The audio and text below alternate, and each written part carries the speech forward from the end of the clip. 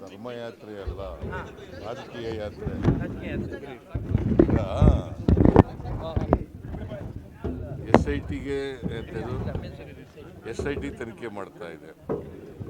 ನಮ್ಮ ಪೊಲೀಸ್ನವ್ರ ಮೇಲೆ ನಂಬಿಕೆ ಇಲ್ಲ. NIA ಮಾಡಿ ಅಂತ ಹೇಳ್ತಾರೆ ಅಲ್ವಾ, ತನಿಖೆ ಮಾಡಿ ಅಂತ. ಇದು ತನಿಖೆ ನಡೀತಾ ಇರೋದು ಯಾವುದು? ಧರ್ಮಸ್ಥಳ ಹಾಂ, ಅವ್ರು ಕೇಳ್ತಾ ಇರೋದು ಯಾವುದು? ರಾಷ್ಟ್ರೀಯ ತನಿಖಾ ಹಾಂ, ರಾಷ್ಟ್ರೀಯ ತನಿಖಾ ತನಿಖೆ ಮಾಡೋರು ಪೊಲೀಸ್ನವರೇ ಅಲ್ವಾ? ನಮ್ಮ ಪೊಲೀಸ್ನವ್ರ ಮೇಲೆ ನಂಬಿಕೆ ಇಲ್ಲ ಇವ್ರಿಗೆ. ಹಾಂ, ನಂಬರ್ 1. ನಂಬರ್ 2, ಬಿಗಿನಿಂಗ್ನಲ್ಲಿ ಇವರು ತನಿಖೆ ಮಾಡಿ ಅಂತ ಹೇಳಿದ್ರ? ಹಾಂ, ಸ್ವಲ್ಪ ದಿನದವ್ರಿಗೆ ತನಿಖೆ ಮಾಡಿ ಅಂತ ಹೇಳಲೇ ಇಲ್ಲ. ಆಮೇಲೆ ಡೆಡ್ ಬಾಡಿ ಸಿಕ್ಕದೆ ಹೋದ್ಮೇಲೆ ಶುರು ಮಾಡಿದ್ರು ತನಿಖೆ ಮಾಡಿ ಅಂತ. ಅಲ್ಲಿವರೆಗೆ ತನಿಖೆ ಮಾಡಲಿಲ್ಲ. ಈಗ ವೀರೇಂದ್ರ ಹೆಗ್ಗಡೆಯವರು ಏನಂತ ಹೇಳಿದ್ದಾರೆ? ಸ್ವಾಗತ ಮಾಡಿದ್ದಾರೆ. ಮತ್ತು ಇವರು ಏನು ಮಾಡೋದು? ಯಾರ ಮೇಲೆ ದೂರಿದೆ ಅವರೇ ಸ್ವಾಗತ ಮಾಡಿದ್ದಾರೆ. ಸತ್ಯ ಹೊರಗಡೆ ಬರಬೇಕು, ಸತ್ಯ ಗೊತ್ತಾಗಬೇಕು ಜನಗಳಿಗೆ. ಇವರು ನಮ್ಮ ಮೇಲೆ ಇದ್ದಂಥ ಅನುಮಾನದ ತೂಗುಗತಿ ಪರಿಹಾರ ಆಗಬೇಕು ಅಂತ ಹೇಳಿದ್ದಾರೆ ಅವರೇ. ನಾವು ತನಿಖೆ ಮಾಡಿಸ್ತಾ ಇದ್ದೀವಿ. ನಾವು ಯಾರು ಇಂಟರ್ಫಿಯರ್ ಆಯ್ತಾ ಇಲ್ಲ. ತನಿಖೆ ಅದು ಸ್ವತಂತ್ರವಾಗಿ ಮಾಡ್ತಾ ಇದ್ದಾರೆ. ಸತ್ಯ ಹೊರಗಡೆ ಬರಲಿ, ಗೊತ್ತಾಗಲಿ. ಅವರಿಗೆ ಹೊರ ರಾಜ್ಯ ಮತ್ತು ಹೊರ ದೇಶದಿಂದ ದುಡ್ಡು ಬಂದಿದೆ ಈ ಪ್ರಕರಣಕ್ಕೆ, ಹಂಗಾಗಿ NIA ಆಗಬೇಕು. ಇವ್ರಿಗೆ ದುಡ್ಡು ಬಂದಿದೆ, BJP ಅವರಿಗೆ. BJP ಅವ್ರಿಗೆ ಇಷ್ಟೆಲ್ಲ ಮಾಡಬೇಕಾದ್ರೆ ಎಲ್ಲಿಂದ ಬರ್ತದೆ ದುಡ್ಡು ಇವ್ರಿಗೆ? ಯಾರು ಕೊಡೋರು ಇವ್ರಿಗೆ?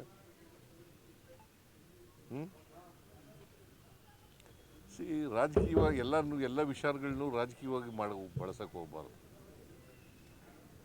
ರಾಜಕೀಯ ಮಾಡಲಿ, ವಿರೋಧ ಪಕ್ಷದವರು ಟೀಕೆ ಮಾಡಲಿ ಸರ್ಕಾರದ ಮೇಲೆ, ಬಟ್ ಎಲ್ಲನೂ ರಾಜಕೀಯಗೊಳಿಸ್ಬಾರ್ದು. ಇವರು ರಾಜಕೀಯಕ್ಕೋಸ್ಕರ ಮಾಡ್ತಾ ಇದ್ದಾರೆ. ಇದರಲ್ಲಿ ಸತ್ಯ ಏನಿಲ್ಲ, ಅಸತ್ಯ ಇರ್ತಕ್ಕಂಥದ್ದು.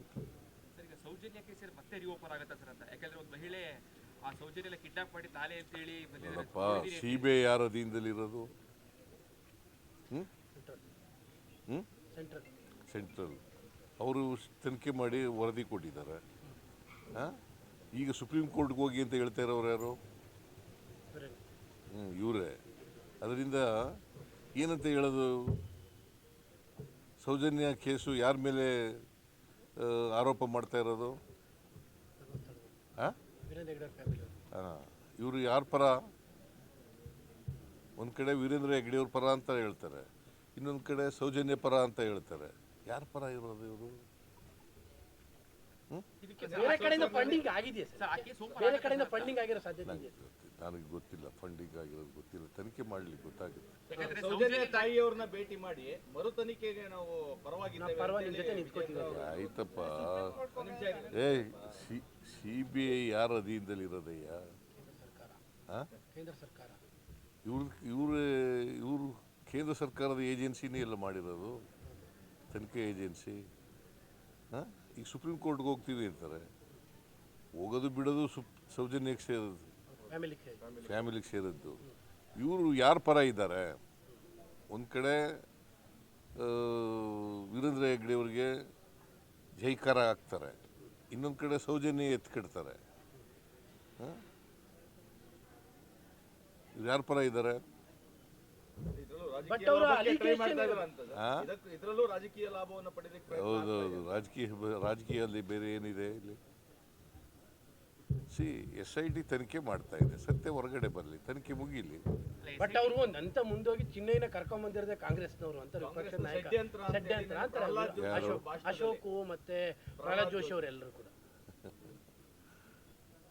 ನೀವು ಇದನ್ನೆಲ್ಲ ಕೇಳ್ತಿರಲ್ಲ, ಅವ್ರು ಹೇಳ್ತಾರೆ, ಅವ್ರು ಹೇಳೋದನ್ನೆಲ್ಲ ಕೇಳಬೇಕು ಅಂತ ಏನಿಲ್ಲ. ಸರ್, ವಿರೋಧ ಪಕ್ಷದ ನಾಯಕ ಅಶೋಕ್ ಅವರು ಸೆಂಟ್ರಲ್ ಮಿನಿಸ್ಟರ್, ವಿರೋಧ ಪಕ್ಷ ನಾಯಕನಾಗ್ಬಿಟ್ಟ ತಕ್ಷಣ ಎಲ್ಲ ಕೇಳಬೇಕು ಅಂತ ಅವ್ರ ಅಲಿಗೇಷನ್ ಇದ್ರಿಂದ ಕೇಳ್ತಾ ಇದೀವಿ. ಏನು ಅವ್ರು ಅಲಿಗೇಷನ್ ಮಾಡೋದೆಲ್ಲ ಸತ್ಯನಾ? ಇಷ್ಟಿನ ಗಂಟೆ ಏನು ಹೇಳ್ತಾ ಇದ್ರು? ಅಸೆಂಬ್ಲಿಲಿ ಏನು ಹೇಳಿದ್ರು? ಅಸೆಂಬ್ಲಿಲಿ ಏನು ಹೇಳಿದ್ರು? ಅಸೆಂಬ್ಲಿಲಿ ಚರ್ಚೆ ಆಯ್ತಲ್ಲಪ್ಪ ಇದ್ರ ಬಗ್ಗೆ. ಏನು ಹೇಳಿದ್ರು?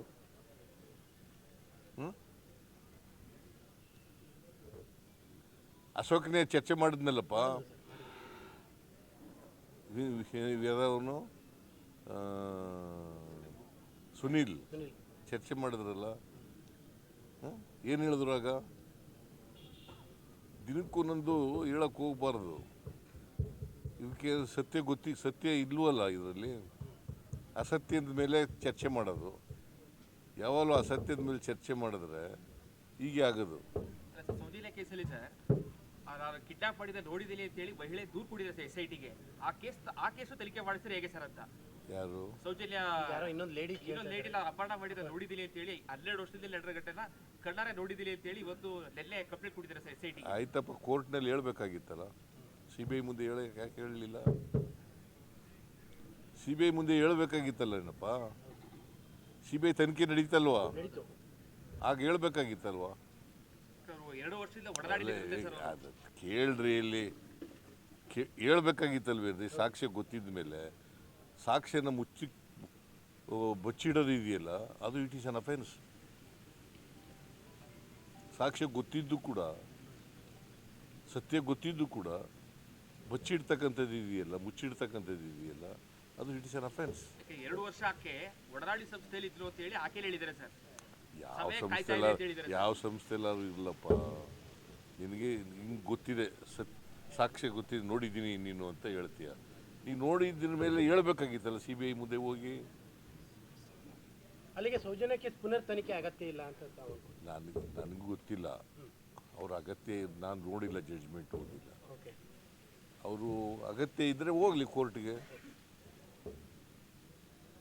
ನಾನು ನೋಡಿಲ್ಲ. It is for the Soujanya mother to take a decision. ಬಿಜೆಪಿಯವರು ದಸರಾಗಿಂತ ಮುಂಚೆ ಚಾಮುಂಡಿ ಚಲೋಗೆ ರೂಪುರೇಷೆ ಮಾಡ್ತೀವಿ ಧರ್ಮಸ್ಥಳ ಆದ್ಮೇಲೆ ಅಂತ ಹೇಳಿ ಚಾಮುಂಡಿ ಬೆಟ್ಟಕ್ಕೆ ಬರ್ತಾರೆ. ಮಾಡಲಿ ಪೇಪ ಬೇಡ ಅಂದವ್ರೆ. ಈಗ ಮಿರ್ಜಾ ಇಸ್ಮಾಯಿಲ್ ಗೊತ್ತಾ ನಿಮಗೆ? ಏನಾಗಿದ್ರು? ಅವ್ರನ್ನ ಮಹಾರಾಜರು ಅಂಬಾರಿ ಮೇಲೆ ಕುಳಿಸ್ಕೊಂಡು ಮೆರವಣಿಗೆ ಮಾಡ್ತಿದ್ರು. ಆಗ ಈ RSSನವರು BJPಯವರು ಎಲ್ಲೋಗಿದ್ರು?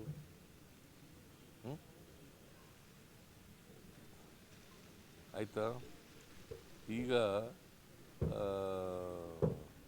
ನಮ್ಮ ಇವನ್ ಕೈಲಿ 2017ರಲ್ಲಿ ಇದನ್ನು ಮಾಡಿಸ್ತಾವೆ, ನಿಸಾರ್ ಅಹಮದ್ ಕೈಲಿ. ಹಾಗೆ ಎಲ್ಲೋಗಿದ್ರು?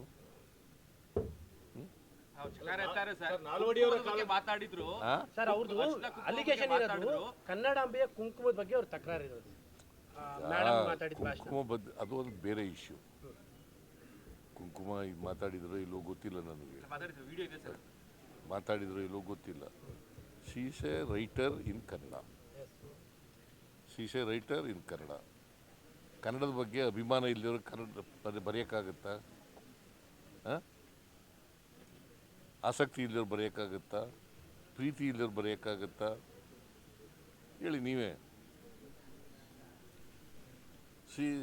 ಅವ್ರು ಬರೆದಿರ್ತಕ್ಕಂಥ ಪುಸ್ತಕಕ್ಕೆ ಬ್ರೂಕರ್ ಪ್ರಶಸ್ತಿ ಬಂದಿದೆ.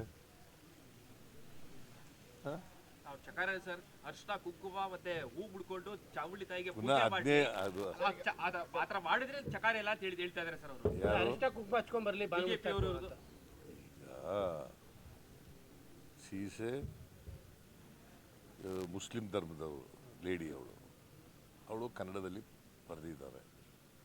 ಕುಂಕುಮ ಹಾಕೊಳ್ಳೋದು ಧರ್ಮದಲ್ಲಿ ಇದೆಯಾ? ಹಾಗಾದರೆ ಇನ್ನೊಂದು ಧರ್ಮದವ್ರನ್ನ ನಾಡಹಬ್ಬ ಅಂತ ಮಾಡ್ತೀವಿ. ಮೈಸೂರು ದಸರಾ ನಾಡಹಬ್ಬ ಅಂತ ಇದೆ. ಇನ್ನೊಂದು ಧರ್ಮದವ್ರನ್ನ ಕರೆದ್ರೆ ನೀವು ಕುಂಕುಮ ಹಾಕಬರ್ರಿ ಅಂತಂದರೆ, ಹಿಂದೂಗಳಾಗ್ಬಿಡಿ ನೀವು ಅಂತಂದರೆ,